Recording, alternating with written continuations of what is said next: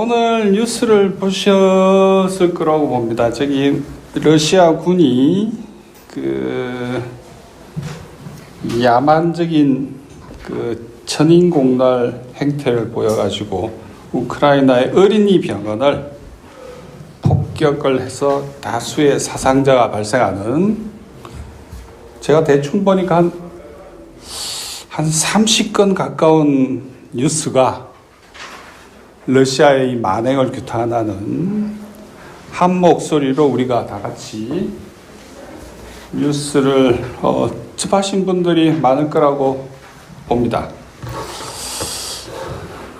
어떻게 생각하실지 모르겠네요. 그래서 대한민국의 저 혼자 이 아니다. 보니까 저 혼자 아니라고 이야기를 하고 있더라고요. 아니죠. 그 가자지구의 어린이 병원을 비롯해서 모든 병원을 이스라엘군이 폭격할 때 우리나라 언론이 언제 이렇게 열심히 30건 가까운 언론이 똑같이 규탄한 적이 있는지 매우 의문이 드는 그런 보도를 보고 아직도 멀었구나, 멀어도 한참 멀었구나 하는 생각을 하게 됩니다. 오늘 그 키예프에 있는 아동병원을 폭격한 것은 미국이 제공한 네이슨 미사일, 지대공 미사일이 이 방향을 날아가다가 헤매버리면서 하필이면 어린이 병원에 떨어진 사건입니다. 그래서 우크라이나 내부에서조차도 야, 이거 우리 실수다 는 텔레그램 채널이 나오고 하니까 젤렌스키가 기세등등 하더니 갑자기 톤이 바뀌어요. 야, 이거 유엔 안보리까지 소집했는데 이 일을 어떻게 하면 좋아? 근데 대한민국의 그 수많은 언론 가운데 단 한 군데도 야, 이거 좀 아니라 그러는데? 라고 이야기한 언론을 본 적이 없습니다. 이 시간까지. 전 언론인이 아니기 때문에. 하지만 저 혼자서 아니다, 틀렸다. 네. 대한민국 언론 30개 대략 검색을 해보니 30개가 쉽게 말해서 다 틀리고, 그럼 너 혼자 맞냐? 예, 저 혼자 맞습니다. 이게 우리나라 언론 상황이, 우리나라의 담론, 소위 담론의 상태라고 저는 봅니다. 야, 그럼 너무 독선적이고, 오만하고, 아니, 맞고 틀린 거는 맞거나 틀리는 거지. 예? 누가 쌌냐? 러시아가 쌌냐? 우크라이나 쌌냐? 아니면 절반 섞어 쌌냐? 그런 건 없죠. 맞든지 틀리든지 그거 아닙니까? 그래서 평소에 가자지구에 대한 그 어이없는 시오니스트 이스라엘의 만행에 대해서 그렇게 하나같이 약속이 난 듯이 입을 다물고 있더니 나토 정상회의를 앞두고 이제 오랜만에 그 젤렌스키는 대통령이 아닙니다. 이미 끝났어요. 불법적인 대통령인 거죠. 오랜만에 건수 잡았다고 설치는데 심지어 바이든까지 이 만행을 규탄하고 나서더라고요. 바이든이 준 미사일로 어린이들이 대량으로 희생된 사건에 대해서 바이든이 나오더니 자기도 규탄하고 있다. 뭐예요 도대체? 이게 뭐냐는 거죠. 북노조약에 대한 보도도 별로 전 다를 바 없다 봅니다. 거의 다를 바 없고 우크라이나 상황은 말할 것도 없는 거죠.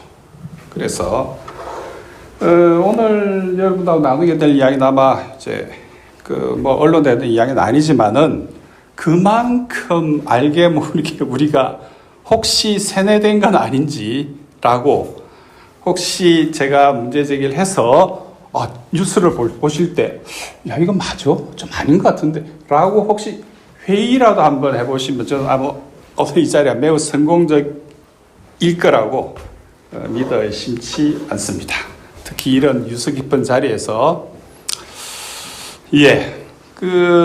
이번 조약과 관련해서, 이제 조금 제가 디테일한 내용에 들어갈 텐데, 지금 윤석열 씨는 거기 가서 뭐 하려고 갔는지 또 모르겠네요. 이게 지금 계속 러시아하고 무슨 핑퐁 게임 하듯이 살상 무기를 주니 많이 이미 다 끝난 이야기를 가지고 농담하듯이 국제관계 내지 외교 관계를 이런 식으로 끌어가는 건 정말로 안 좋습니다. 오히려 러시아 대통령실의 페스코프 대변인이 우리는 다 친하고 싶은데 니들 왜 그러니? 라고 말할 정도가 되면 이 나라 대통령은 나야 너야 택해 라고 말하는 것을 마치 위협 내지 경고나 되는 것처럼 이야기하는 쪽하고 우린 다 친하고 싶어 근데 너희들은 왜 우리한테 그러니? 라고 말하는 러시아 대통령실의 대변인하고 또 오늘 약 30개가 넘는 대한민국 언론이 똑같은 목소리로 러시아의 만행이 어쩌고 똑같이 받아쓰기 하는 걸 보고 참 한참 갈 길이 멀다는 생각을 또 하게 됩니다. 다 아시는 것처럼 이번에 북하고 이렇게 체결된 조약은 포괄적 전략 동반자 조약입니다. 제목에 너무 그렇게 연연하실 필요는 없습니다. 왜냐하면 우리도 러시아하고 이미 전략 동반자 협정을 체결한 상태이고 우리는 이미 또 중국하고 전략 동반자 협정을 체결한 상태입니다. 러시아는 이번에 북한하고 이걸 조약을 체결하고 베트남에 가서는 포괄적 전략 동반자 공동선언을 합니다. 그리고 그 같은 시점에 러시아는 인도를 잘 보셔야 돼요. 국제관계가 만만치가 않습니다. 인도를 잘 보셔야 되는 게 인도하고는 이번에 러시아 라브로프 외무장관이 프리마코프 리딩이라고 하는 아주 오래된 러시아의 전통적인 이 컨퍼런스가 있는데 거기서 인도하고 러시아는 스페셜 앤드 프리빌리지 그러니까 특별하고 특혜적인 전략 동반자 관계라고 이야기를 합니다. 그러니까 이름 가지고 조약의 명칭 가지고 그렇게 특별히 하게 생각하실 필요는 없을 거라고 봅니다. 협정문은 조약문은 조약을 해도 협정문을 해도 되는데 한번 다들 보셨지 않을까 싶습니다. 모두 23개의 조항으로 되어 있고 1조에서 8조까지는 이 안보에 관련된 거고 나머지 9조부터 한 20조까지는 양자관계의 각종 예를 들어서 경제, 통상, 투자, 과학기술, 정보통신, 우주, 원자력 쭉 가서 마약, 그 다음에 전기, 언론, 출판, 문화까지도 언급이 되어 있습니다. 그만큼 포괄적인 양국의 방위조약으로만 이야기할 수 없는 기본 조약이라 부르는 게 차라리 더 정확할 겁니다. 줄여서 이게 CSP. 한국도 예를 들어 미국하고 관계는 포괄적, 전략적, 또 특수하고 그다음에 동맹적 동반자 이렇게 한미 관계는 대략 그렇게 규정을 합니다. 그리고 그래서 조금 내용은 여러분 한번 읽어보셨으면 알겠지만 제가 좀 강조드리고 싶은 것은 이거는 분명히 군사적 성격을 가지고 있지만 동시에 경제협정이라고 하는 걸 좀 강조하려고 일부러 이렇게 말씀을 드리고 싶고 에너지, 인프라, 산업, 무역, 투자, 개발까지 저기 보시면은 여기 요 지역이 참 재밌죠. 요 지역이 여기인데 여기 트라이앵글, 요 삼각주지대, 러시아, 중국, 그 다음에 우리 여기 북한이 이렇게 여기 조금 확대해 볼까요? 여기를. 네. 여기 보시면 여기가 북하고 러시아의 국경입니다. 그럼 중국 어디 가냐? 중국? 여기서 끊겨요. 아주 희한한 지역이죠. 여기가 아주 재미납니다. 여기가. 그래서 중국은 여기까지입니다. 중국은 여기까지고 북의 여기 두만강역하고 핫산역이 요 강한 두만강 사이에 두고 서로 마주보고 있는 요 지역이 앞으로 굉장히 주목을 받지 않을까 예상이 되고, 그와 더불어 러시아 입장에서 볼 때 더 중요한 건 역시 블라디보스톡입니다. 여기.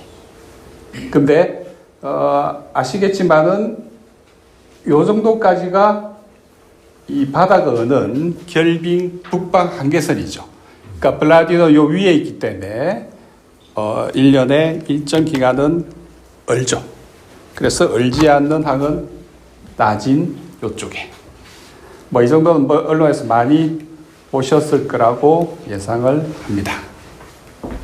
제가 이 지도를 특별히 말씀을 드린 이유는 군사조약으로만 이걸 보면 안 된다고 하는 걸 강조하기 위해서 제가 의도적으로 이 지도 같은 거를 좀 말씀을 드리는 거고, 그래서 이 조약은 기본적으로는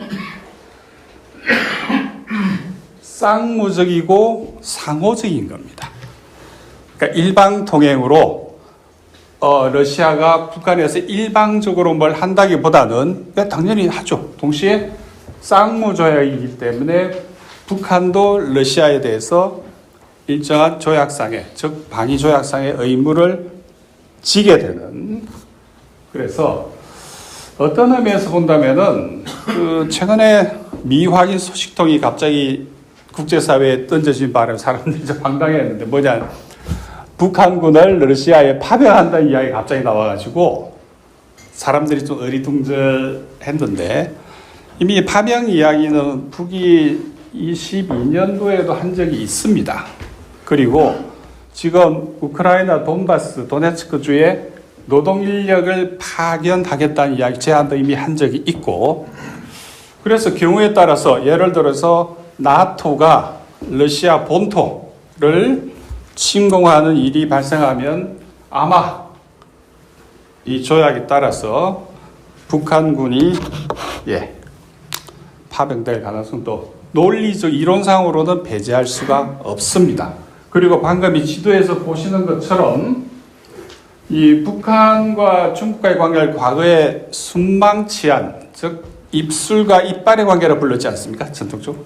그 똑같은 원리도 러시아에도 적용이 되는 거죠.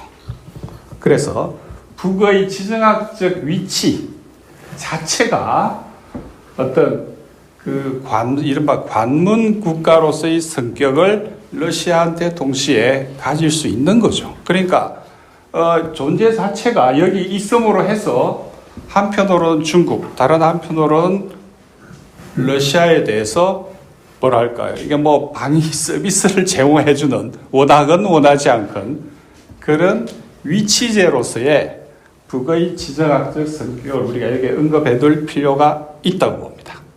그러니까 일방적으로 뭘 이렇게 꼭 그렇게 볼 이유는 없다 하는 이야기죠. 앞에 조약의 8개 조항 가운데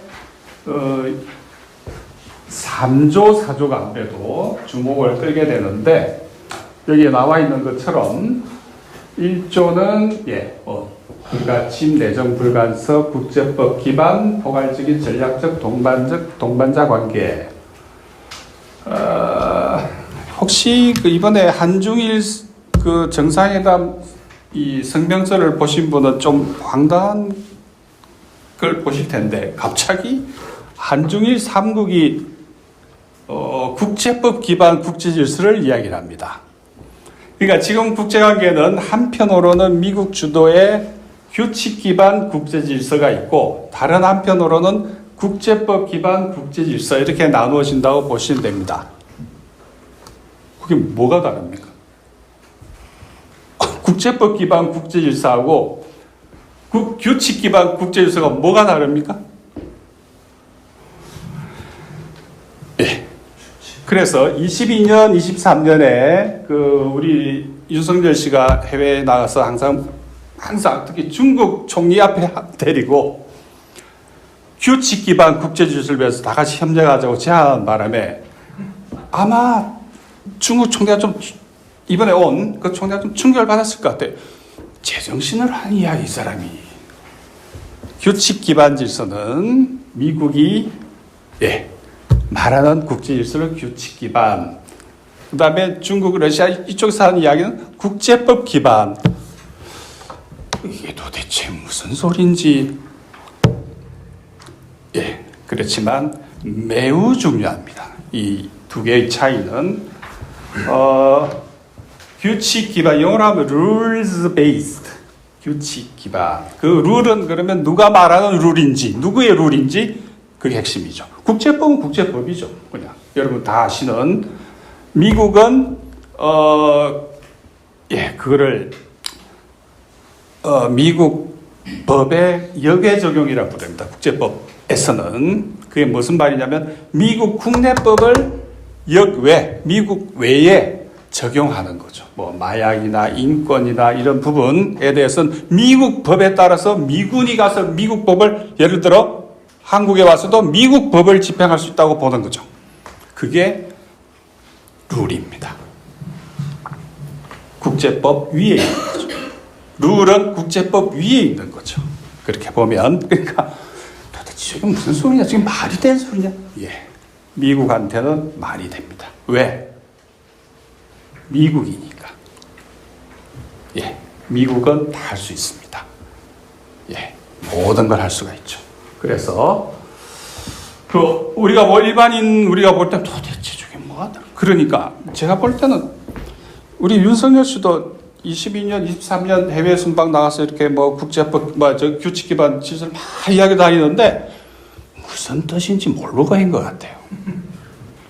그리고 그 주변에 참모들도 저게 무슨 말인지 알고 했을까? 아마 거의 10중 8구 모르고 한 말 같습니다. 그렇기 때문에 이번에 한중일 3국의 공동선 논문에 갑자기 미국 이야기는 규칙 기반 질서란 말이 빠지고 국제법 기반 질서 하길래 이 사람들이 돌았나 했거든요.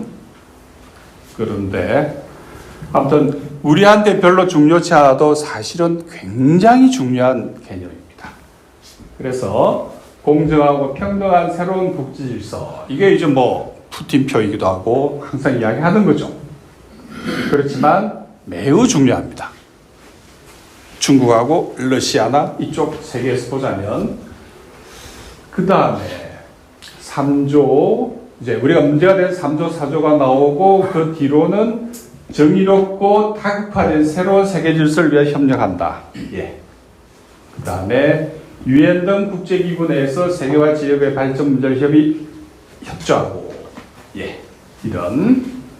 그래서 그 다음에 문제가 되는 3조를 보시면 3조는 저렇게 되어 있습니다.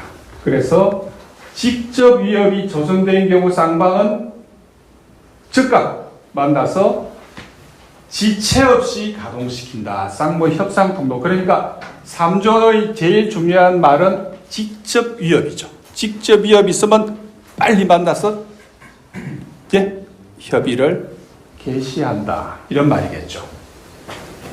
그래. 그 다음에 이제 제일 중요한 4조, 우리한테 제일 중요한 4조가 되겠는데, 북한한테 제일 중요한. 보시면은, 이거 앞에는 직접 위협이고, 밑에는 전쟁 상태입니다. 그러니까 전쟁이 벌어졌죠. 3주쯤에 오면. 위에는 위협인데, 직접 위협입니다. 그냥 위협이 아니라, 간접 위협이 아니라 직접 위협. 4조는 전쟁 상태에 되면 북한과 러시아 연방이 법에 준하여 지체 없이 자기가 보유하고 있는 모든 수단을 군사적 및 기타 원조를 제공한다. 요 구절, 지체 없이 자기가 보유한 요 구절이 바로 61년 흔히 동맹조약이라 일컬어지는 소 동맹조약이죠. 그 구절에서 2조에서 가져온 겁니다. 요 한 줄. 요 한 줄. 예. 그래서 여기 보시면 예.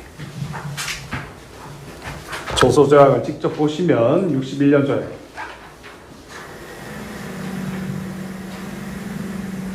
예, 여기 요 구절이죠.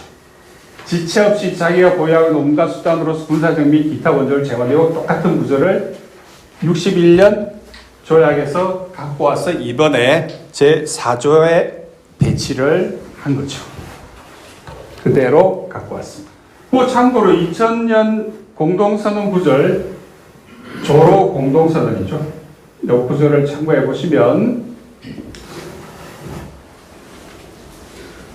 접촉할 용의를 지체 없이 같습니다. 접촉 용의를 표시한다. 확실히 다르죠. 61년, 그 다음에 2000년, 그 다음에 2024년 하고 요 똑같은 부분이 61년 거하고 2004년 건 똑같은 구절입니다. 대신 거의 관계가 이제 90년대 러시아가 거의 망하는 정도로 위기 상황에서 다시 앞에 그 61년을 이제 사실은 폐기하고 새로 맺은 접촉입니다. 접촉. 만난다는 이야기죠. 만난다. 그래서 매우 다릅니다. 그래서 61년, 2000년, 2024년 각각이 같은 이 해당 관련 구절을 보면은 개념들이 매우 상이함을 알 수가 있습니다. 그런데 여기서 잠깐 우리가 한미 조약, 방위조약 53년 한미 상호 방위조약 관련 문헌과 비교해 보면 굉장히 재미납니다. 여기 보시면 서로 협의합니다. 위협을 받고 있다고 인정할 때는 만나서 서로 협의하는 겁니다. 협의하는 겁니다. 한미 상호 방위 조약은 협의하는 겁니다. 뭘 한다기보다 그래서 여기 보시면 제가 여기서 잠깐 우리 국내에서는 별로 주목을 안 하던데 조약문을 계속 다루다 보면은 영어권 혹은 이 알파벳 문화권의 그 조약문 구성하고 우리말로 조약문을 구성할 때 제일 치명적인 차이가 하나 있는 게 조동사입니다. 조동사. 우리말에는 이 알파벳 문명권에서는 조동사를 한글로 옮길 수 있는 방법이 실은 없습니다. 그러니 어쩔 수 없이 국제조약문은 어쩔 수 없이 원문을 볼 수밖에 없는 거죠. 그래서 어떤 조동사를 사용했는지를 확인하는 것이 정말로 중요합니다.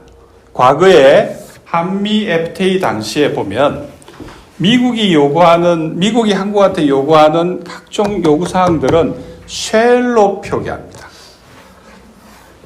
마찬가지 우리도 요구할 게 있지 않습니까? 한국이 미국한테 요구하는 사항들은 조동사를 will, could, may 이런 걸 씁니다.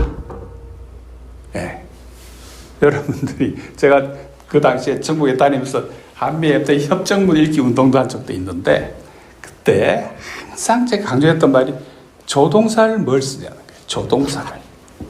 볼까요? 여기 will 보이시죠?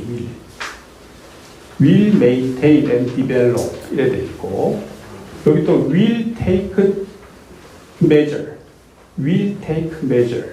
그 위에는 앞에는 will consult가 있을 텐데 여기 있죠? will consult. 다시 말해서 한미 상호 방위 조약은 어떤 상황이 발생할 때 만나서 will consult하고 그 다음에 뭘 maintain하고 그 다음에 조치를 take measure 이렇게 돼 있는데 러시아하고 61년 북한이 맺은 건 shall로 번역합니다. 영문으로 번역할 때 이번에 맺은 걸 그대로 갖고 왔기 때문에 북한하고 러시아 사이에 맺은 방위 조약 조항은 shall로 표기하고 미국이 우리하고 맺은 건 will로 표기합니다. 마찬가지로 미국이 유럽하고 맺은 나토 조약도 윌로 되겠습니다. 윌. 이 조동사를 제가 계속 강조하는 이유는 쉘로 표기되면 무조건 해야 됩니다. 강행 규범입니다. 윌로 표기하거나 쿠드로 표기하거나 메이로 표기하는 건 그런 의미가 아닙니다. 하거나 뭐 안 하면 어떻게? 안 해도 되는 겁니다. 아주 깊이 들어갔다 하시면 이번에 트럼프가 집권하면 예를 들어서 지금 방위 정책이 많이 바뀔 거예요. 나중에 좀 말씀을 드리겠는데 거기에서도 역시 나토 조항 제5조 문제가 제기되는 거죠. 트럼프 쪽 참모들은 뭐라 해서 가냐면은 윌이다 이거는. 그래서 이거는 미국의 선택이다 하고 안 하고는 그 협의하는 거지. 협의할 것이다 하고 협의해야만 한다는 의미가 완전히 다릅니다. 그래서 혹시 앞으로 뭐 그런 일이 있을지 모르지만 어쩔 수 없이 협정부는 이 조동사 때문에 원문하고 반드시 대조를 해야 됩니다. 그래서 이게 국제 무대에 갔을 때는 당장 문제가 돼요. 조동사를 뭘 썼는지가. 그래서 아주 재미나게도 한미 상호 방위조약 우리나라에 뭐랄까요? 헌법 위에 있는 거잖아요. 우리의 국채이고 우리의 몸이고 영혼이고 모든 것이 바로 한미 상호 방위조약 아니면 근데 그건 윌로 표기되어 있다고 하는 건 굉장히 재미나죠. 반면에 이번에 조소 조약도 그렇고 이번에 북러 조로 조약이죠. 그러니까 한문으로 하면 쉘로 표기되어 있다는 부분에 좀 특별히 제가 좀 주의를 환기시킬 필요가 있다. 이렇게 봅니다. 그런데 이제 조금 내용적인 거로 몇 가지 지적을 하자면 이제 제일 중요한 거는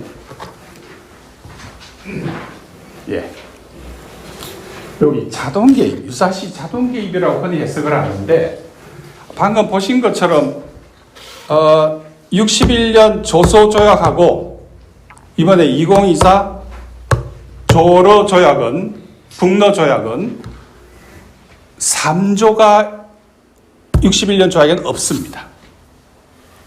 이번에는 들어갔죠. 3조가 아까 보신 것처럼 위협 단계, 직접 위협 단계, 그 다음에 전쟁 단계가 있는데 직접 위협 단계를 설정을 해둔 거죠. 그래서 보자면 이제 직접 위협이 발생을 했어요. 그럼 양국이 당사자들이 만나서 이제 쌍무 협의를 들어갈 텐데 무조건 해야 되기 때문에. 그리고 들어갔을 때 이걸 직접 위협이 전쟁으로 갈 건지 안 갈지 판단을 해야 될 거 아닙니까? 분석과 판단. 그 단계가 앞에 개입되어 있는 거죠. 그게 61년 조약하고 이번 조약의 가장 중요한 차이입니다. 그래서 그러면 3조가 발동해가지고 만났어요. 양국이 쌍무 협의를 위해서 만났을 때 이건 좀 아닌 것 같은데 전쟁 상태 아닌 것 같은데 하면 거기서 끝나는 거죠. 근데 그 뒤에 직접 공격이 들어왔어. 왜 이 조약은 방어 조약이니까 방어 조약입니다. 공격 조약이 아니라 둘이 만나서 어디를 공격하자고 합의해 본 게 아니라 철저하게 디펜시브 하는 거죠. 그러니까 푸틴이 베트남 가서 걱정하지 말라고 한 말이 그 말이죠. 니들이 대한민국이 북한을 공격할 의사가 없지 않냐? 근데 왜 걱정하니? 미국이 거길 북한을 공격할 의사가 없지 않냐? 근데 왜 걱정하냐? 왜 그러냐? 이거는 순수 방위 조약인데 그 말인 거죠. 이제 그 푸틴이 했던 말은 그 문맥에서 이해를 하시면 되고, 그래서 저는 이게 자동 개입이다, 무조건 개입이다 하는 해석에 대해 조금 거리를 두려고 하는 거죠. 무조건 개입이다? 저는 거기에 대해서 약간 딴 분들하고 해석을 달리한 부분이 있습니다. 그리고 여러분 아시는 것처럼 2024년부터 지금까지 그 한미 간에 또는 한미일 포함해서 거의 제가 대충 계산해봐도 거의 매주 방위 연습을 했다고 이야기하는 거죠. 매주 만나서 방위 연습만 했다? 매주 1년 내에 매주 만났는데 순전히 방위만 위해서 만났다? 고 이제 공식적으로 이야기가 되어 있습니다. 해서 방위조약이라는 말을 방금 강조를 드렸고, 제가 조금 이 부분에 강조를 또 드리고 싶은 게, 자꾸 우리가 우리 시각으로만 이 사안을 보면 안 된다는 점을 강조하기 위해서죠. 왜냐하면은 지금 러시아 쪽 입장에서 볼 때 제일 중요한 관심사는 유라시아 안보 시스템입니다. 지금에 없던 거죠. 지금 푸틴은 없던 거를, 지금까지 제대로 작동하지도 않았던 거를 유라시아 안보 시스템을 만들고 있는 겁니다.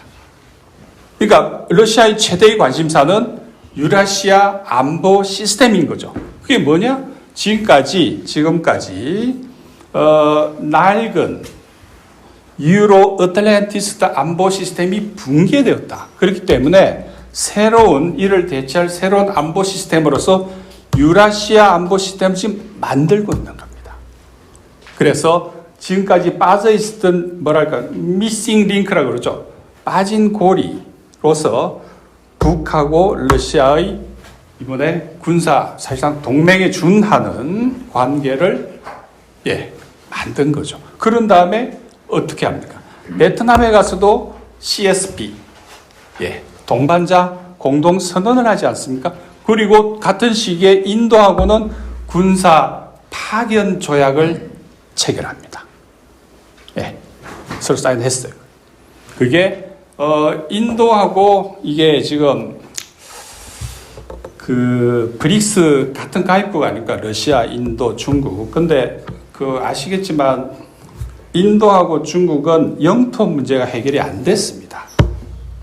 그러니까 지금 중국 쪽에서 이거 남티벳이라고 아루나찰주라고 인도 지도를 좀 보셔야 되는데, 아주 이상하게 되어 있는 그 맨 동북 끝에 주가 하나 있어요.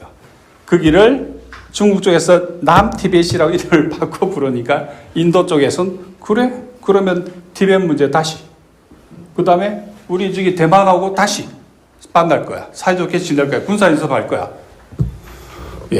만만치 않은 문제입니다. 중국, 인도 관계는 만만치 않습니다. 또 양쪽 다 덩치가 너무 커요. 이 긴장 관계가 지금 브릭스가 일견 순항하는 것처럼 보여도 지금 인도와 중국 이 문제가 해결되지 않으면은 상당히 걸림돌이 될 거라고 봐요. 그런데 중국하고 인도 사이가 이게 부하가 걸리면, 버든이 걸리면 누구 공간이 넓어집니까? 양쪽 다 친한 러시아죠. 러시아의 공간이 더 확장되는 거죠.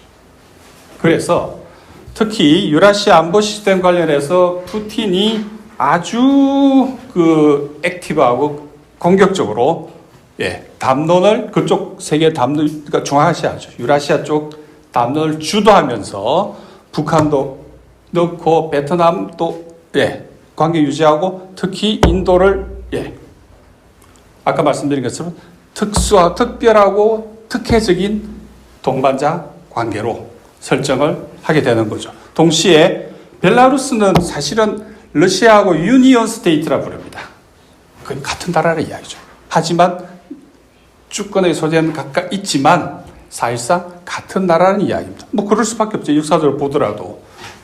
거기 벨라루스고, 그 밑에 말로러시아, 그 다음에 노볼로시아, 거기가 바로 지금 우크라이나 남부의 그 지역 아닙니까?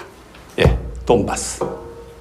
그래서 그 다음에 이란하고의 관계가 또 역시 매우 중요합니다. 러시아 입장에서 볼 때는. 그리고 이 모든 구상들이 1990년대, 사실 다국화라는 개념은 1990년대 프리마코프 외교장관, 나중에 총리도 하죠, 시절에 나온 개념이에요. 어떤 면에서 본다면 푸틴은 하고 라브로프 외무는 프리마코프의 제자라고 봐도 됩니다.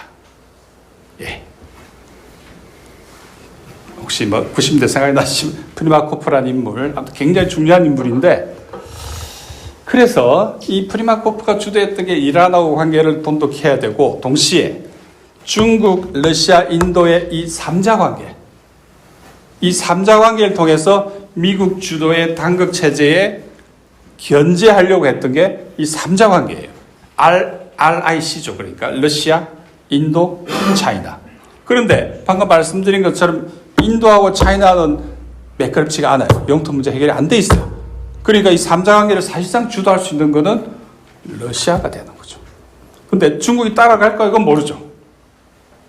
왜냐니까 우리 특히 국내에서 이게 미국이 압도적 영향하에 있지 않습니까? 특히 국제 정치나 이런 분석가들은. 근데 정말 참 이해가 안 되는 게 저도 계속 비판을 하지만 여전히 러시아를 중국의 주니어 정도로 봐요. 그래서 중국의 속국 내지 종속국 정도로 이해를 하는데 그거는 제가 보기에는 전혀 문제를 잘못 보고 있는 거죠. 그건 이제 앞으로 또 방금 말씀을 드리겠는데 여기서 한 가지 불가분리적인 안전구조, 그 다음 equal and indivisible 뭐 이렇게 해야 되는데 이 개념, 요 단어가 지금 유라시아 그 안보 시스템 푸틴이 지금 주도하고 있는 그래서 핵심 개념이 이 단어입니다. 안보 불가분의 원칙이라 부르는데 학자들은 그러면은 일부에서 보면 우리나라 보수 쪽에서 해석할 때 보면 이 단어는 뭐 중국이나 푸틴이 맨날 이야기하는 거래. 말도 안 되는 소리죠. 지금 바이든이 주도하고 있는 글로벌 나토, 아시아 나토 개념의 논리적 근거가 뭐냐면은 유럽의 안보와 아시아의 안보가 인디비지블하기 때문에 아시아에도 나토가 있어야 된다는 논리예요. 방금 보신 것처럼 이 개념은 중국이나 러시아가 하는 말이 아니라 원래 유럽에서 쓰던 개념인 거죠. 특히 소비에트가 러시아가 붕괴되고 난 다음에 파리 헌장이라고 하는 관련 유럽 국가 전부가 모여가지고 이제 새로운 질서에 대한 논리 이론적인 거지만 하는데 첫 번째가 각국은 자유로이 자기 동맹을 선택할 권리가 있다. 예.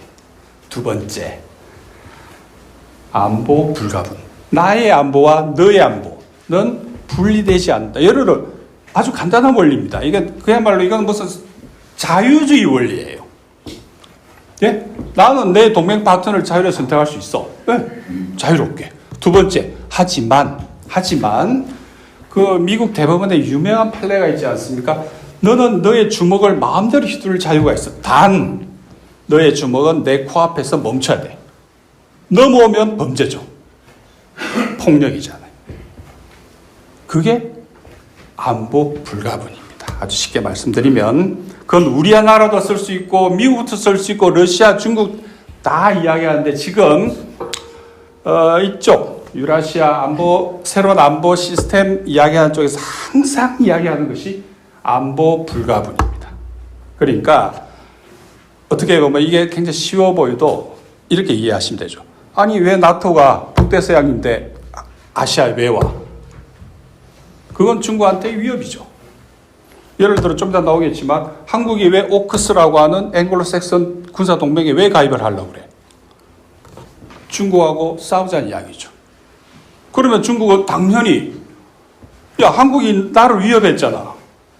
난 당연한 이걸 자위권을 발동하는 건 당연한 거야 하고 더욱더 군사력을 강화시키겠죠. 그리고 한국에 대해서 만일 오크스에 가입하면 한미일 동맹도 동맹인데 만일 오크스에 가입하면 중국으로서는 안보 불가분의 원칙에 따라서 용납할 수 없는 일이 벌어지는 거죠. 그런데 우리 윤석열 씨는 지금 워싱턴에 가서 왜 갔겠습니까? 안보 상황이 군사적 안보 상황이 이처럼 더 안 좋은 방향으로 가고 있는 거죠. 이거 한미일 동맹 못지않게 중국으로서는 위협적입니다. 한국이, 일본이 기존의 미국, 영국, 호주로 되어 있는 앵글로색선 군사동맹의 오크스에 한국과 일본이 들어간다는 의미는 중국과 싸우자는 이야기죠. 그 거꾸로 계속하고 있는 거죠. 지금 안 좋습니다. 예. 그래서 이거는 약간 기억해 줄 필요가 있는 게 호상성이 있죠. 이건 북한식 번역입니다. 일방이 해당한 국제밀적 가입하는 걸 협조하며 지지한다. 이거는 북한이 브릭스라든지 그 다음에 SCO 상하이 협력기구라든지 기타 CSTO라든지 CSTO는 러시아가 주도하는 집단 안보 조약 기구입니다. 거기에는 뭐 벨라루스하고 중앙아시아 몇 나라가 또 가입되어 있는 등등등 국제기구 혹은 지역기구에 가입할 때 지지한다. 예. 브릭스에 가입하려고 하면 러시아가 북의 가입을 지지한다. 고 해석될 수 있는 조항이죠. 그래서 7조도 지금이야 당장 구체적으로 뭘 찍질 않아 있지만은 굉장히 중요한 앞으로 눈여겨봐야 될 그런 부분입니다. 해서 조금 더 가면 네, 여기 역시 우리가 제일 초미의 관심사가 군사기술 협력 이게 아닌가 싶어요. 북노조에 관련된 이 해석들 보시면 조선일보가 특히 우리 안보에 치명적이다. 예. 한국의 최대적인 북한과 구세 동맹을 맺는 것도 모자라 무기기술까지 우리의 선의에 대한 배신이자 한국민에 대한 직접 위협이다. 포탄 부족에 허덕이던 러시아는 북한의 포탄 50만 발 전황을 개선했다. 두 독재자의 예왕에 맞아떨어지자 냉전시대 유물이 튀어났다. 가만히 있으면 절대 안 된다.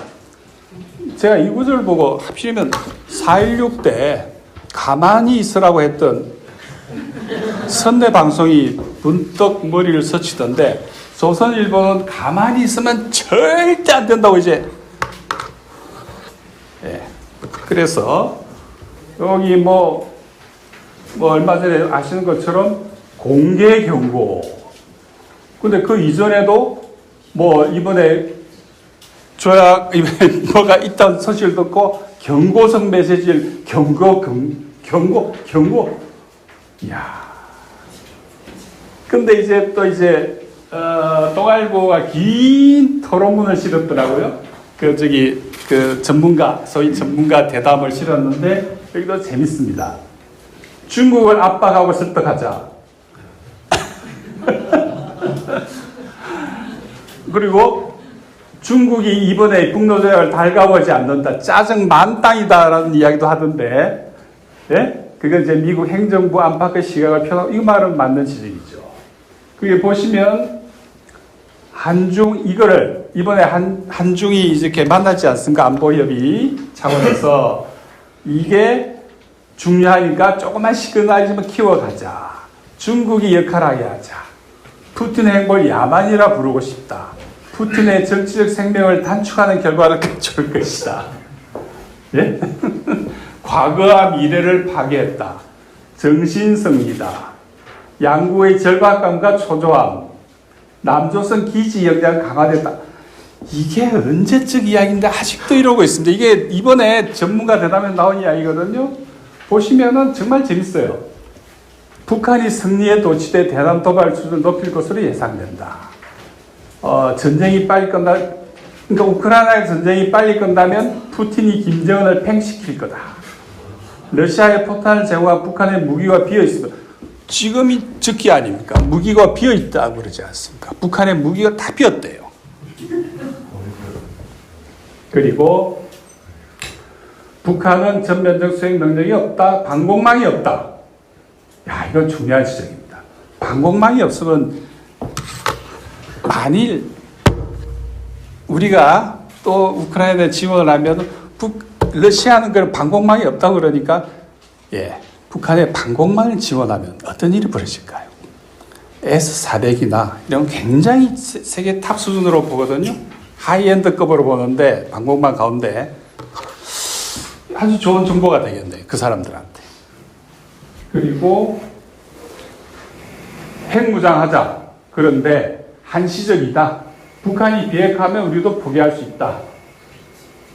우리가 핵무를 가진 순간 중국이 태클을 걸 거다. 하지만 중국의 역할을 끌어낼 수 있다. 아시아판 나토. 예. 저는 우리 국정원의 그 연구소 그 소장하고 그다음에 여기 뭐 화정평화재단 그다음에 어떤 분이 나서 이걸 하는 걸 보고 하도 재미가 있어서 특별히 같이 공유하려고 제가 따로 이렇게 했습니다. 그런데 문제가 많죠. 이렇게 하나씩 다 한꺼번에 다 말씀드릴 수는 없는데 우선 이 경고와 관련 서로 막 경고 막 이렇게 때리는데 경고인지 갱고인지 여러분 아시는 것처럼 22년에 우리가 우크라이나에 10만 발을 미국을 통해서 보냈죠. 155mm는 그쪽 주포입니다. 우리도 주포가 155mm인데 그 다음에 체코를 통해서 약 3조 원어치에 해당되는 미사일을 보냅니다. 그리고 그 미사일에는 상당량의 원초 기술이 러시아로부터 넘어온 게 포함되어 있을 거로 봐요. 우리 옛날에 불곰 사업할 때 많이 갖고 왔지 않습니까? 그런데 2023년에는 봄에, 그러니까 2023년 작년이죠. 4월 말에 원래 우크라이나가 남부 전선에서 이제 역공을 시작하려고 그랬거든요. 그 시점에 맞춰가지고 심지어 우리 대통령실 도청까지 하면서 한국이 155mm 33만 발을 우크라이나에 보냅니다. 그거는 미국을 통해서지만 실은 하나는 배로는 진해에서 항공기로는 저 오산 비행장에서 실어서 보냈습니다. 33만 발. 그 다음에 우크라이나 전장을 매일 체크하다 보면은 우리 쪽 K9 자주포 그 베스트셀러 아닙니까? 그게 이름을 바꿔서 폴란드를 거쳐서 크랍이라는 이름으로 바뀌어 이름이 그 포탑이 바뀝니다. 해서 들어간 게 아주 쉽게 발견할 수가 있어요. 그래 보면 그리고 최근에 우리 비극적 사건이 있었지 않습니까? 화성 공장. 그 화성 공장에서 생산하던 그 배터리 1차 전지가 우크라이나에 보내지는 드론 배터리라는 거죠. 드론. 그러니까 155mm 포탄이 품귀가 생기고 가격이 폭등하니까 FPV라고 그러는데 First Person View 해가지고 여러분들 영화에 나오는 이런 거 있죠?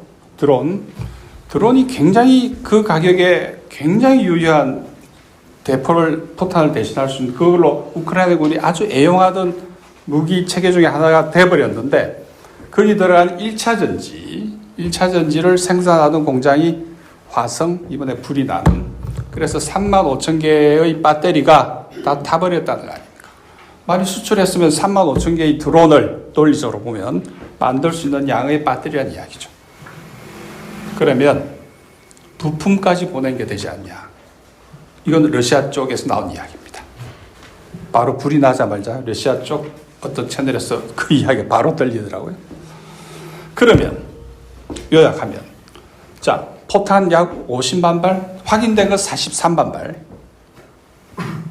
그 다음에 미사일 지대공 미사일입니다. 주로 그 다음에 거기 K9 전차 자주포 등 그 다음에 심지어 부품까지 한국이 우크라이나에 우회했던 직접 갔던 미국에 대여했던 여러 형태로 지원했는데 지금 우리나라 정부 우리 윤석열 씨가 말하는 것은 그거 아닙니까? 이제 우리 화났기 때문에 진짜로 보낼 거야. 그죠? 지금까지 하나도 안 보냈는데 이제 보낼 거야? 그러니까 외교라고 하는 건 러시아도 바보가 아니잖아요. 다 알거든요. 저도 아는데. 오신트 이른바 오픈 소스 인텔리전스로 저도 알잖아요. 심지어 미국이 작년에 그 일병이 펜타곤 극비문서 갖고 와서 다 풀어버렸잖아요. 거기 보면은 일자 매일매일 몇 발 보낼 거라고 하는 표까지 정확하게 나와 있고 그게 어디 거쳐서 어디로 간다는 게 다 나와 있어요. 그걸 몰랐다? 그 서류 중에 하나가 도청했다고 하는 이야기입니다. 그 다음 서류가 그 폭탄 보낸 타임 테이블이었어요. 저도 아는데 몰랐다? 러시아가 모르고 있다? 그러니까 쉽게 말씀드리면은 이게 외교적으로 이제 협박이 되고 러시아의 정책 결정의 방향을 바꾸려고 있으려면 뭔가 진짜 그랬어야 되는 거 아닙니까? 근데 지금까지 다 하고 나서 이제 우리 진짜 보낼 거야? 어떻게 하겠다? 그게 지금 이제 푸틴 대통령 나와서 뭐 너희들 이것도 협박이죠. 까불면 죽어. 응? 이런 이야기인데 이렇게 외교적인 그 레버리지를 함부로 쓰고 남발할 경우에는 이미 그건 가치가 없어요. 툴로서. 그런데 그러면서 동시에 오크스의 반중 군사 동맹에 우리도 들어간다 이야기잖아요. 뭐 필러 1, 필러 2에서 우리는 들어가지만 순 군사 기술만 교류할 거야. 근데 러시아가 군사기술 북한하고 교류한다니까 아까 조선일보 나온 거 보셨죠? 국민에 대한 배신이고 선의에 대한 배신이고 우리 국민에 대한 직접적 위협이라고 말하지 않습니까? 도대체 규칙 기반 국제질서의 가장 중요한 특징이 내로남불입니다. 나는 되는데 넌 안 돼. 왜? 나는 미국이잖아. 왜? 나는 미국이니까 다 돼. 근데 넌 안 돼. 이거거든요. 그러니까 바로 이런 어떤 이중잣대와 위선, 그게 지금 미국이 직면하고 있는 여러 가지 문제가 있지만, 여러분 정치적, 경제적, 군사적 있지만 그 기저에 있는 것은 이런 어떤 이중잣대, 이런 위선, 다시 말해서 미국 중심 일국 체제의 정당성 위기라고 하는 거죠. 그걸 아직도 바이든이가 트럼프가 특히 바이든 외교를 이끌고 있는 누굽니까? 네오콘들이잖아요. 네오콘은 쉽게 말씀드리면 역사가 긴데 쉽게 말씀드리면 일종의 이념 집단이에요. 이데올로기 집단이에요. 그러니까 그 이념의 가장 중요한 게 소위 그 사람들이 이야기하는 인권이잖아요. 인권은 주권에 선행한다. 맞는 말 같기도 하고. 어떻게 생각하십니까? 인권은 주권에 선행한다. 그런데 이쪽에서 지금 만들려고 하는 다급 국제질서는 항상 이야기하는 게 주권이잖아요. 주권 기반. 주권. 여기는 맨날 주권만 이야기하고 그러면 규칙 기반이거든. 인권이 주권에 선행하기 때문에 주권을 무시해도 된다는 이야기가 되는 거죠. 왜? 인권이 보편적 가치고 주권을 무시해도 된다는 이야기가 돼버리니까 논리적으로. 지금까지 지난 그 테러와의 전쟁 이후에 여러 연구 결과가 있습니다만은 약 600만 명이 죽었어요. 미국의 테러와의 전쟁 기간 중에 브라운 대학 그 연구 결과일 겁니다. 간접적인 죽음까지 합치면 600만 명이 죽었다고 추산하거든요. 예. 그 위선 때문에 죽은 사람 600만 명이라는 이야기죠. 여러분들 지금 가자 지구에서 공식적 통계로는 지금 한 4만 명 정도가 민간인들입니다. 죽었다고 이렇게 통계로 잡힌데 실질적으로는 간접적인 죽음까지 합치면 18만까지 늘어납니다. 가자 지구 인구가 230만 명이거든요. 10%면 223만 아닙니까? 8%를 죽였다는 이야기죠.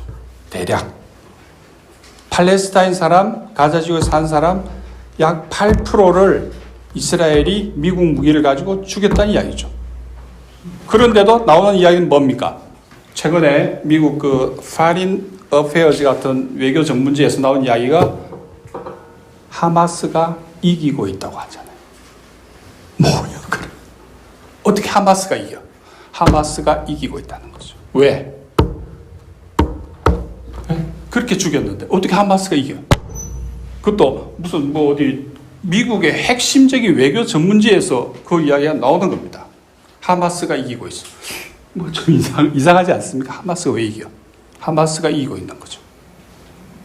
놀랍지 않습니까? 그렇게 죽였는데도 하마스는 CIA 추정으로는 원래 4만 정도로 봤는데 전쟁 시작할 때 CIA는 한 10,000명 정도가 전사인 걸로 파악합니다.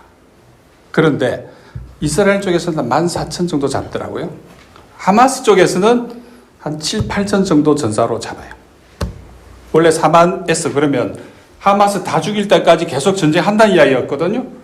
그런데 하마스는 일종의 구조가 이스라엘이 형제 자매를 죽일 때까지는 또 충원됩니다. 구조가 그렇잖아요. 어떤 사회학 연구에 따르면 테러리스트 1명이 죽으면 새로운 테러리스트 6명이 나온다는 거 아니에요. 하마스를 어떻게 다 없앱니까? 예. 그리고 하마스에 대한 지지율이 더블 쳤어요. 파타가 서한 지구의 행정을 장악하고 있는데 가자 지구는 하마스 아닙니까? 팔레스타인 내부의 정치적 지지율이 20%에서 전체에서 40%로 올라갔다는 거 아닙니까? 근데 하마스를 빼고 가자 전쟁 이후 질서를 구상하는 건 또 전쟁하자는 이야기예요. 비극적인 거죠. 하마스는 없앨 수 없습니다. 구조가 없앨 수 있는 구조가 아니에요. 그래서 결국 이스라엘은 뭐라고 그럽니까? 우리 여기 그만하고 저기 헤즈볼라하고 싸울 거야 라고 올라간다고 그러잖아. 레바논에. 그러면 이란 쪽에서는 오기만 해라. 너희들은 완전히 섬멸시켜버릴 거야. 이렇게 또 이야기를 하잖아요. 이란 쪽에서는. 그리고 체급이 다르잖아요. 헤즈볼라하고 하마스는. 거의 따따블 정도는 봐야 될 겁니다. 무기라든지 병력이라든지 종합적으로 고려해 볼 때. 근데 이스라엘이 여기 안 끝났는데 너희들 어디 가니? 하마스가 이기고 있다는 이야기죠. 예. 아주 새로운 현상인 거죠. 예상치 못한. 그런데 그러면 헤즈볼라하고 붙으면 이기겠다 이스라엘이? 물론 모르죠. 그건. 여기 이번에 공동조약 여기 대변인 말은 has taken notice of the report. 뭐 사전에 통보받았다 이야기죠. 쉽게 말해서. 알고 있었다. 그리고 웰컴 한다 하는데 왜 한국의 전문가들은 일제히 중국은 저 조약을 너무 싫어한다고 이야기하는지 나 정말 이해가 안 돼요. 그렇죠. 지금 아는 거죠. 본능적으로 지금 미국 외교의 최대의 실책이 특히 바이든 외교의 최대 실책이 중국하고 러시아가 그리고 이란이 건 동맹관계급에 준하는 중국은 동맹이란 말 쓰지 않습니다. Non-alliance, 비동맹이 자기들 외교정책의 핵심 중 하나니까. 하지만 그거는 말로 하는 거고 모르죠.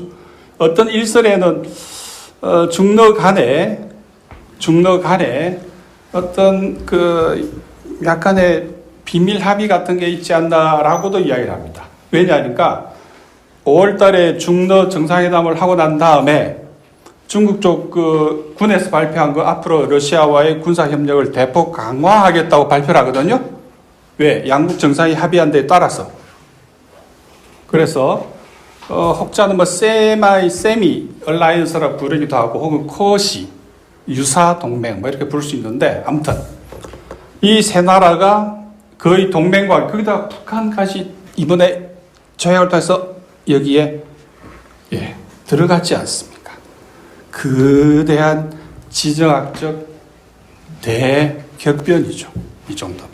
그리고 바이든 외교는 중국하고 러시아가 이게 밀착되는 것을 오히려 도와줬잖아요. 이번 우크라이나 전쟁의 가장 큰 미국 입장에서 볼 때 여러 가지 미국도 잔재미를 많이 봤지만 치명적 결과 중 하나가 중국하고 러시아가 거의 동맹 수준의 관계로 발전시킨 건 바이든의 공적입니다. 예. 그래 보면, 근데도, 그래 보니까 이제 본능적으로 아는 거죠. 아하, 중국하고 러시아를 어떻게든 뜯어내야 되는 거죠. 이관계죠. 그게 앞으로 더욱더 혹시 트럼프가 집권을 해도 이게 더 강화될 거라고 봅니다. 그 다음에 이건 이제 유라시아 집단 안보, 그러니까 유라시아 안보 시스템 이야기 방금 말씀드리고, 어쨌든 제일 중요한 거는 러시아 입장에서 볼 때는 제일 중요한 거는 유라시아 안보 체제입니다. 그래서 이른바 글로벌 나토, 동시에 이 글로벌 나토에 대한 일종의 미러링이죠. 미러링. 서방이 나왔을 때 그에 대한 대응으로 유라시아 안보 시스템. 요 그림은 요건 가짜인데 여기 UN 표시가 나올 일이 없거든요. 요 가짜고, 요 그림 밑에가 중요합니다. 이 브레진스키가 한때 뭐 이런 비슷한 이야기를 한 적이 있는데, 러시아를 이렇게 7동가리입니까? 네, 7개죠. 7개 돼요. 7등분 하겠다는 거죠. 쪼개 먹겠다는 이야기죠. 이 서방의 구도가 뭐냐 할 때, 그러니까 푸틴이 자주 언급하는 디스멤블링, 영어로 하면 쪼개기.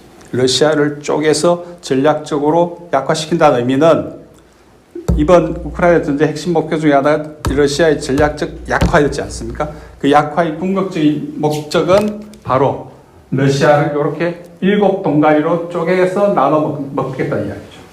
여기로, 이렇게. 그러니까, 그리고 북은 여기에 위치하니까, 아까 말 도키퍼 역할을 할 수 있게 되는 거죠. 지정학적으로.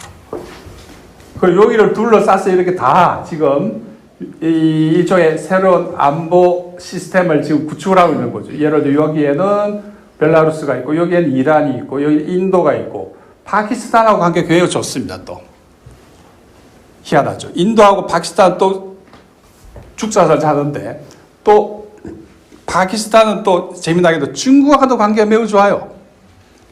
그러니까 중국은 파키스탄을 통해서 인도를 견제하는 거죠. 어쨌든 그 다음에 코카사스 연방은 또 같이 하나로 묶는 건가요?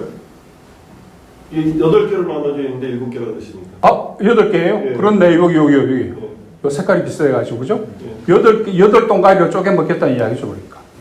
여기 코카서스 페더레이션. 저 지도를 브레진스키가 그린 겁니까? 아니죠. 근데 이런 이야기를 한 적이 있어요. 디스멤블링 하겠다고. 이렇게 해야지 힘을 못 쓴다.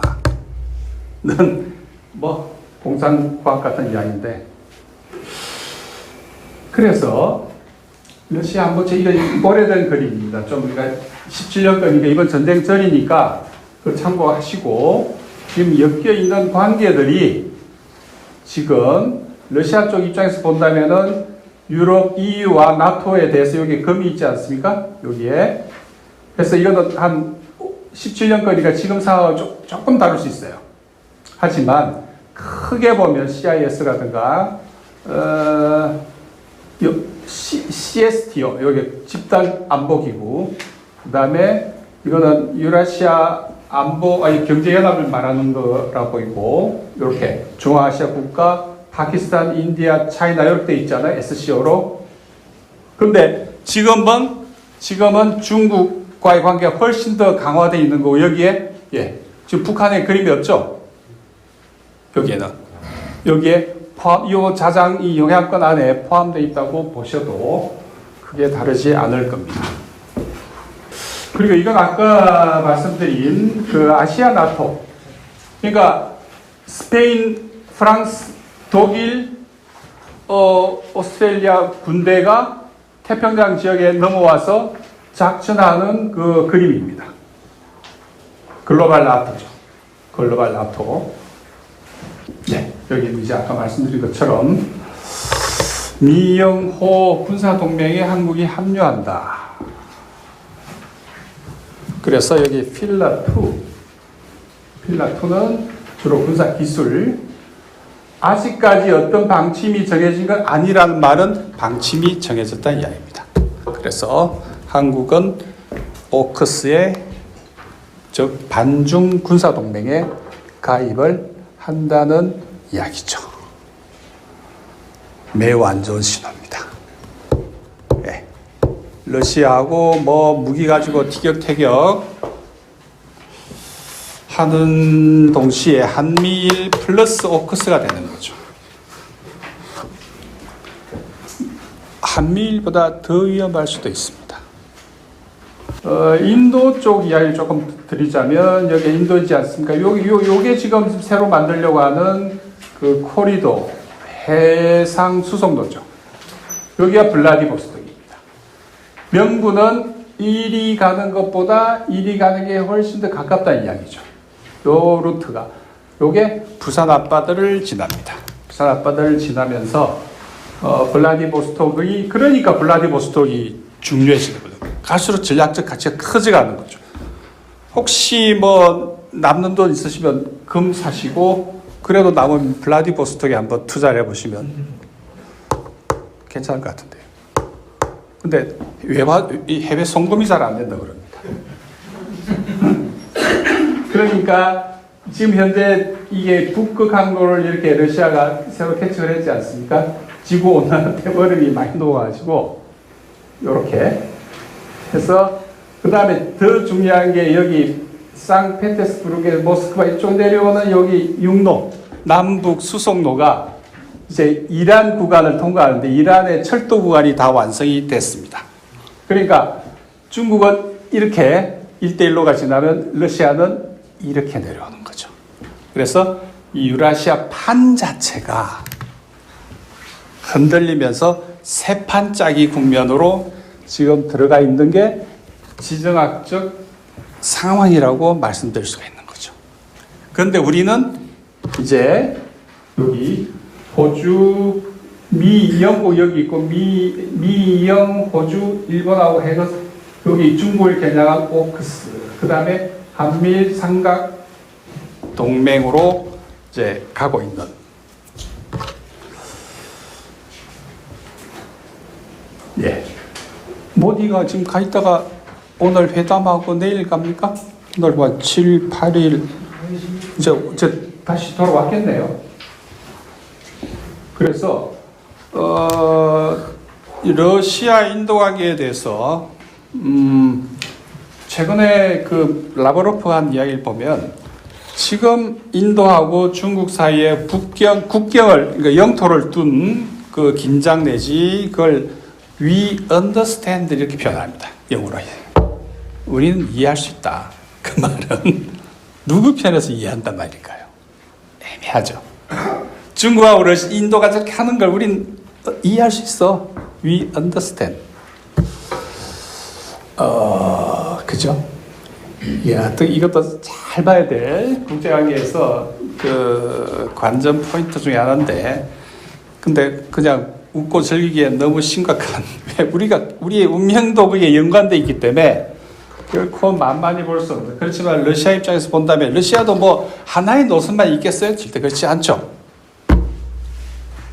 그래서 BRI, 소위 1대1로에 중점을 두는 흐름이 있는가 하면, 아까 이야기한 것처럼 러시아, 인도, 중국 관계를 전략적 가치를 두는 쪽도 당연히 있다고 봐야 합니다. 그래서 이제 인도는 그걸 알기 때문에 어쨌든 인도 역시 러시아가 필요하고, 우크라이나 전쟁 때 여러 가지 요인이 왜 절대 우크라이나가 이길 수 없어, 여러 가지 이유 중에 특히 미국이 러시아에 대한 전략적 약화, 이게 승화할 수 없었던, 처음에 미국은 그 생각이었죠. 그 랜드 연구소가 19년에 발표한 것 아주 중요한 보고서가 있습니다. 꼭 한번 보시면 좋겠는데, 뭐냐면 핵심 내용이 overextending and unbalancing입니다. 러시아를 어떻게 무너뜨릴까 놓고 전략적 방침으로 제시한 게 overextending, 과잉 확장 시켜서 unbalancing, 균형을 무너뜨리겠다는 거죠. 그걸로 랜더 연구소가 70년대 초에 새로운 냉전 전략으로 제안했던 게 성공했잖아요. 미국은 그렇게 생각합니다. 모든 방면에 체제 경쟁을 할 수가 없다. 약한 고리를 집중 공격해가지고 무너뜨린다. 그게 뭐냐? 경제라는 거죠. 냉전에서, 그러니까 냉전이 왜 그렇게 끝났습니까?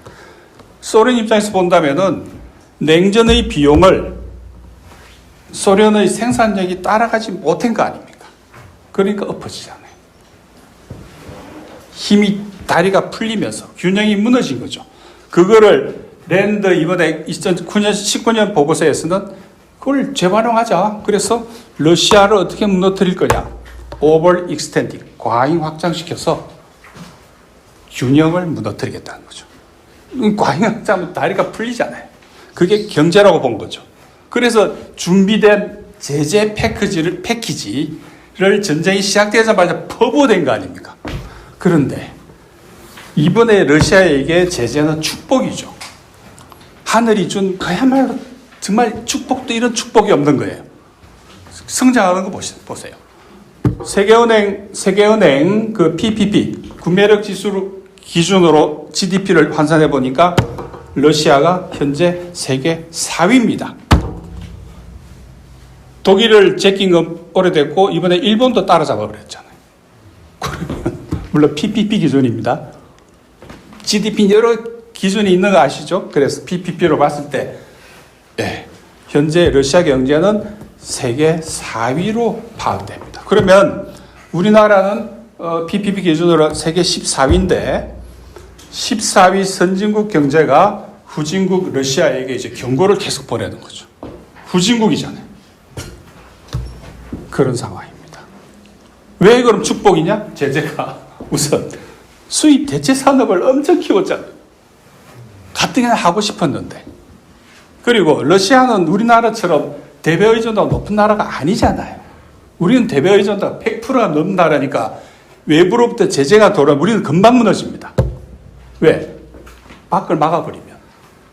그리고 제재가 들어오니까 러시아 올리가르키들이 투자할 데가 없으니까 국내 투자로 다 돌린 거예요. 그 다음에 네 번째 요인은 방위산업이죠. 군사 케인즈주의.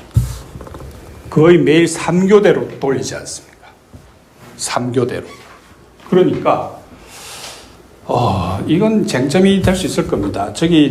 작년 말에 미국 쪽 작년 10월 달부터 그런 이야기 쭉 있었는데 뭐냐면 북한에서 그 객차 1000대 분의 무기를 러시아에 제공했다는 썰입니다.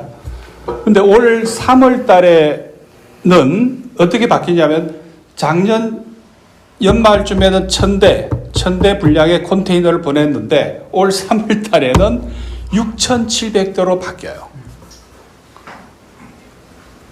6,700개 컨테이너. 그러니까 1000개가 6,700개로 바뀌어서 보낸 포탄이 밀리언급으로 바뀝니다. 그러더니 이번 북러 정상회담을 앞두고는 갑자기 미국 쪽에서 또 무슨 이야기가 들리냐면 6,700개 컨테이너가 10,000개로 바뀌더니 포탄이 500만 발이 갔다 그럽니다. 진짜 무기호가 완벽히 비었어요. 네, 빨리 국방부에 좀 알려주십시오. 완전히 비었어. 그런데 전쟁이 시작되고 22년 2월 24일 시작되고 지금까지 미국이 우크라이나에 제공한 모든 포탄의 수가 400만 발입니다. 그러니까 북한은 러시아에 미국이 제공했던 모든 포탄 400만 발보다 훨씬 더 많은 500만 발을 러시아에 제공하게 되는 거죠. 이 정도면 이 정도면 북노조약 정도 이렇게 이야기하는데도 저 말이 맞는지 질문을 한 사람이 없는 거 아닙니까? 아까 제가 모두에 말씀드린 것처럼 우리 언론 30개가 러시아 놈들이 어린이 병원을 폭격했대. 저 같은 사람 혼자서 아니다. 근데 경제 규모로 봤을 때 북한이 미국이 400만 발 싹 다 보내 400만 발인데 북한이 혼자서 500만 발을 러시아에 지원했다? 정말 미국을 훨씬 능가하는 지상 최고의 강국이잖아요. 이 정도면. 누가 아니라 그럽니까? 이렇게 대놓고 소설을 쓰고 대부분 그래서 그 어디 소스가 어딘지를 따져보면 거의 대부분 CIA입니다. 그때 필요할 때 정보를 만들어서 그 뭐 뉴욕 타임즈나 워싱턴 포스트 통해서 뿌리면 거의 다 먹히거든요. 한국은 100% 뺏기지 않습니까? 그러면 그럼 모양이다. 누가 일반인들이 500만 불이 얼마나 많은지 누가 계산합니까? 그런데 비교치를 두니까 저게 말이 돼? 이렇게 되는 거죠. 그래서 우선 그 수치를 조금씩은 기억을 해 두실 필요가 있습니다. 요거는 이제 이거는 스웨덴 시프리에서 나온 데이터이기 때문에 꽤 신뢰도가 높습니다. 핵인데, 제가 이 그림을 보여드렸던 이거는 뭐 이제 미국의 미사일 사정거리인데, 요거를 제가 말씀드리고 싶은 거는 북이 여기서 50개 정도로 파기되고 러시아 5,580개, 미국이 5,000개 이렇게 돼 있는데, 이스라엘도 90개니까 북한보다 훨씬 더 많은 걸로 돼 있고, 차이나는 500개입니다. 차이나는 한 2030년대 미 국방부 예측에 따르면 한 1,500개 정도로 늘어날 거로 보는데, 그쯤 되면 미국하고 혼자서도 순핵만 놓고도 이야기가 되죠. 파키스탄하고 인도는 서로 이렇게 한 발도 양보할 수 없다는 식으로 핵탄두 수도 거의 비슷하게 가고 있습니다. 그런데 이게 5,500, 5,000개를 하더라도 저게 실전 배치됐다는 의미는 아닙니다. 거의 절반 이상은 창고에 있고, 어떤 건 해체 중이고, 어떤 건 뭐 이렇다는 걸 다 합해서 파악하는 건데, 대략 미국의 핵 중에 5,000개 중에 실전 배치된 건 한 1,300개 가량으로 봅니다. 실전에 지금 단추 누르면 날아가는 1,300개는 지구가 없어지기에 충분하고는 남죠. 그리고 러시아 것도 있으니 그러되면 뭐 이미 하지만 제가 이걸 말씀드린 이유는 결국 한마디로 요약하자면 북러 조약을 통해서 이제 한반도는 북러 간의 어떤 그 군사력, 그 다음에 한국과 미국 간의 군사력, 이 빅장 수준에 왔다 봅니다. 빅장. 그 장기 뚫 때 빅장 아시죠? 빅장. 이렇게. 궁대, 궁이, 예? 전력이 똑같아지는 거. 일종의 혹은 영어로 스테인메이트라고 그러죠. 빅장. 둘이, 그러니까 그걸 핵 용어로 상호 확정 파괴. 다시 말해서, 처음 쏘고, 서로 처음에 쏘고, 세컨드 스트라이크까지, 두 번째 2격, 3격까지 가서 남북이 지상에서 다 죽기에 충분한 양의 무기가 준비됐다 이야기죠. 다 죽기. 우리 모두 싹 다 죽기. 그걸 이제 상호 확정 파괴. 그래서 MAD, mad라고 부릅니다. 미쳤다고. MAD. 영어로 Mutual Assurance Destruction이라고 그러는데 상호 확정 파괴. 즉, 다 죽기에 충분하다. 그래서 앞에 걸 잡아서 mad라고 합니다. 미쳤다. 그래서 이 모든 게 앨런 머스크, 정말 America is forcing them into an alliance. 북러가 동맹을 맺어서 건 미국이 강요해서 그런 거란 아주 명언이네요. 아시겠지만은 바이든은 그 의학적으로는 파킨슨병하고 루이 소체 디멘시아, 그러니까 루이 소체 치매라고 이야기를 하죠. 합병증 2개가. 그래서 지금 치료가 필요한, 그러니까 어쨌든 진행성이기 때문에 백 시킬 수는 없다고 할 때. 그런데도 지금 저 상태가 누군가에게는 분명히 더 좋은, 그게 이제 군산복합체가 될지, 혹은 흔히 말하는 딥 스테이트가 될지, 혹은 뭐 마키매트라고 부르기도 하는데 군산복합체에다가 언론, 학계, 싱크탱크가 다 합친 어떤 일종의 이익 집단들에게는 저 바이든 해스 상태가 더 좋을 수가 있는 거죠. 이제 그런 쪽에서 본다면은 후보 교체 가능성도 이야기되고 혹은 뭐 어쨌든 하지만 지금 제가 여기 언급해 드리고 싶은 거는 트럼프가 만일 집권을 했을 경우에는 과연 어떨까? 더 좋아지는 걸까? 아닌 걸까? 지금 트럼프의 국방, 안보, 외교 관련해 가지고는 이 이야기들이 상당 부분 된 게 있습니다. 네, 그걸 이제 최근에 미국의 폴리티코라고 하는 그 매체, 그 다음에 트럼프 주변을 싸고 있는 싱크탱크들이 있어요. 거기서 나온 보고서, 이런 거를 좀 종합적으로 판단해 볼 필요가 있다. 모든 가능성을 우리가 열어놓고 본다고 할 때, 핵심은 그겁니다. 저기 제가 말씀드린 것처럼 자기의 일은 스스로 하자. 네, 딱 한 줄로.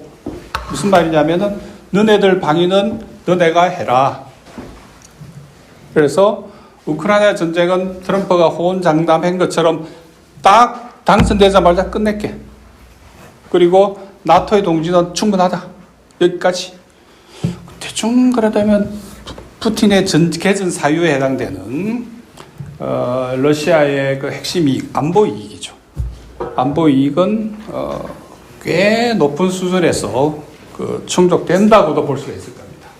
그런데 이제 자기 일은 자기가 하자 이렇게 한 말은 유럽의 안보는 유럽이 해라.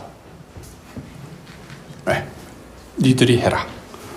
그리고 나토는 휴면 상태에 넣겠다. dormant라고 제가 표현하던데, Center for Renewing America는 그쪽에 가까운, 트럼프에 가까운 싱크탱크입니다. 거기서 나온 보고서, 아주 자들끼리 돌려 읽는다는 보고서를 보면 dormant 나토라고 되어 있습니다. 나토는 휴면화시키겠다. 그러니까 바이든은 나토를 글로벌 나토를 키우자는 거 아닙니까? 거기에 따라서 한국도 네, 지금 막 걸쳐 들어가는 거고, 근데 여기는 나토는 dormant. 왜? 지금 나토의 예산의 약 60%, 70% 가까이를 미국이 됩니다. 네. 나토의 주인이 누군가 하는 거죠. 그건 뭐 물어보나 안 하죠. 나머지 위성국가들이잖아요. 독일, 프랑스, 영국 말할 것도 없고. 그래 보면 나토의 주인이 명령하는 거죠. 저부터 휴면 그리고 대신 가지고 있는 핵이라든지 미 공군 해군은 지원하는데 기본적으로 지상병력은 니들 돈으로 니들이 해라. 만에 하나 핵이 나간 말고 둘 다 죽어도 미국으로서는 뭐 어때? 바라던 바죠. 러시아하고 유럽이 싸워서 둘 다 죽으면 누가 제일 좋아할 것 같습니까? 미국. 이런 식으로 패권을 또 연장할 수 있는 거니까. 예. 문제는 그래서 이제 프라이어리티, 이 전략적 프라이어리티를 어디에 두느냐, 이게 제일 중요한데 중국으로 돌리겠다 이야기죠. 미국의 주적은 중국. 그래서 유럽은 이들이 알아서 하고 대신 우리는 중국에 집중한다. 아주 요약해서 말씀드리면 이 보고서와 기사의 내용은 바로 이 레디컬한 리오리엔테이션. 예, 글로벌 나토 웃긴 소리 하지 마. 우리는 중국에 집중할 거야. 중국에. 그 이야기입니다. 딱 한 줄로 요약을 하자면, 그래서 트럼프의 그랜드 스트래티지의 핵심은 중국 주적입니다. 중국 주적론. 따라서 여기에 따른 레디컬한 프라이어리티 재조정해서 모든 역량을 중국 타도에 집중시키겠다는 이야기입니다. 그래서 지금까지는 뭐 한미 관계도 그렇습니다. 한미 동맹 관계도 그렇죠. 버든 쉐어링이었잖아요. 부담을 나누자. 는 건데, 이제는 그거 말고, 버든 시프팅. 예, 버든을 니들이 해라는 거죠. 그래서 우리 입장에서 보면, 예를 들어 아까 만일 북러 한미 관계를 빅장의 수준으로 갔다고 본다면 분쟁 수준은 동결될 가능성이 있죠. 물론 군비 경쟁은 계속될 겁니다. 그런 다음에 이제 북한 억제.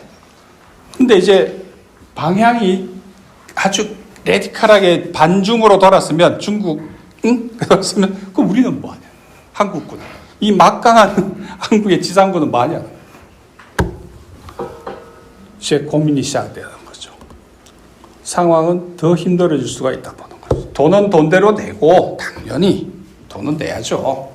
돈 내고 그 다음에 뭐 하냐? 미국이 주적을 중국으로 설정했는데 한국은 가만히 있다? 아무것도 안 하고? 상식적으로 그게 가능할까요? 그래서 우리는 자칫하면 지금 여기서 우리가 방향을 놓쳐버리면 한편으로 남북관계, 그러니까 북한 억제, 그러니까 한국군 입장에서 보면 다른 한편으로는 중국 견제라는 이중적인 혹은 복합적인 딜레마와 이 복합적인 딜레마에 들어갈 수도 있다고 봅니다. 뭘 해야 될지. 네. 기본적으로 주한미군은 이제 그 주한미군 여러분 지도에 보시면 금방 아실 수 있는 것처럼 한국은 여기 이제 콜비라는 국방부 부차관보 지낸 이 사람이 앞으로 뭐 어떤 역할을 할 거라고 보는데 어쨌든 뭐 이렇게 핵무장 배제하지 않겠다 스스로 해결해야 전자권 빨리 갖고 가라. 네? 이게 뭐 우리 뭐 자주 국방을 위해서 갖고 가라는 의미 아닙니다. 자기 일은 스스로 하자. 단 돈은 니들이 내고 우리는 대신 중국에 집중할게. 예? 그 말이 중국 억제로 초점 전환 이 말이죠. 그래서 전자권 니들이 안 받는데도 줄 거야. 세상에 이런 말이 어디 있습니까? 니들이 받기 싫어도 관계없어 줄 거야. 근데 지금 이 윤석열 정권 우리 절대 못 받아. 이렇게 서로 겸양의 미덕을 지금까지 발휘했는데 여기는 너희들이 받고 안 받고 중요하지 우리 줄 거야. 네 돈으로 니들 돈으로 니들이 해. 핵무장 될까요? 한국이 핵무장하면 당장 이란이 나올 텐데 그걸 감당할 수 있을까요? NPT 체제가 붕괴되는데 콜비라는 사람이 어쨌든 이야기가 그렇지만 쭉 읽어보면요 하나의 맥이 딱 나와요. 그거 한 줄로 요약하면 자기의 일은 스스로 하자. 그 다음에 중국이 우리의 주적이고 그러면 중국이 미국의 주적인데 한미동맹 하에 있는 우리는 그러면 가만히 있는다? 안 되죠. 그 압박을 가만히 있는다? 그래서 북한도 우리 돈으로 지키라는 거고 이 미국 이제 콜비 쪽 이야기는 중국하고 우리 싸울 때 니들이 맨 앞줄에 서라는 이야기죠. 어떻게 서? 딜레마가 생기는 거죠. 논리적 결론은 그래서